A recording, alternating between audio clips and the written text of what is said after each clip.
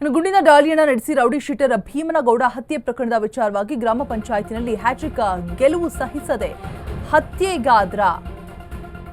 ಹತ್ಯೆಗೈದ್ರ ದುರುಳರು ಅನ್ನುವಂತಹ ಸಂಶಯ ಮೂಡ್ತಾ ಇದೆ. 2 ಬಾರಿ ಗ್ರಾಮ ಪಂಚಾಯತಿ ಅಧ್ಯಕ್ಷನಾಗಿದ್ದ ರೌಡಿ ಶೀಟರ್ ಭೀಮನಗೌಡ ವಿಜಯಪುರ ಜಿಲ್ಲೆ ಚಡಚಣ ತಾಲೂಕಿನ ದೇವರ ನಿಂಬರಗಿ ಗ್ರಾಮ ಪಂಚಾಯತಿಯಲ್ಲಿ 2 ಬಾರಿ ಅಧ್ಯಕ್ಷರಾಗಿ ನೇಮಕಗೊಂಡಿದ್ರಂತೆ.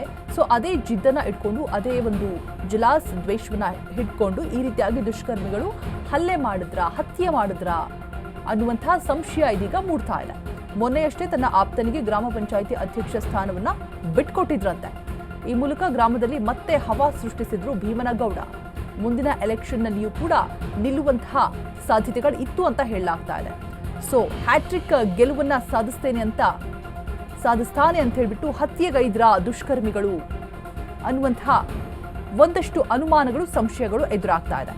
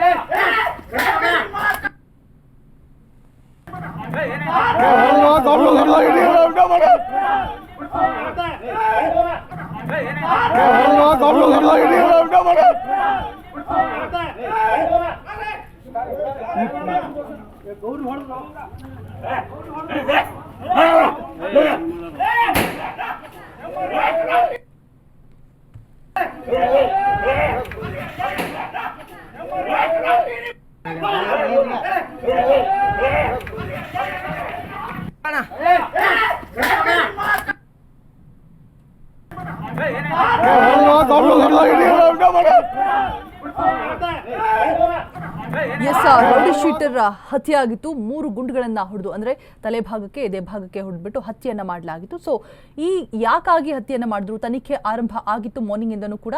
ಸೊ ಕಾರದ ಪುಡಿಯನ್ನ ಎರಚಿ ಹತ್ಯೆಯನ್ನ ಮಾಡಲಾಗಿತ್ತು. ಸೊ ಆ ಯಾಕಾಗಿ ಅಂತ ಹೇಳ್ಬಿಟ್ಟು ಕಾರಣವನ್ನ ಹುಡುಕ್ತಾ ಹೋದಾಗ ಸಿಕ್ಕಂತಹ ಮಾಹಿತಿ, ಆತ ಭೀಮನಗೌಡ ಏನಿದ್ದಾರೆ ಅವರು 2 ಬಾರಿ ಗ್ರಾಮ ಪಂಚಾಯತಿ ಅಧ್ಯಕ್ಷರಾಗಿ ನೇಮಕ ಆಗಿದ್ರಂತೆ.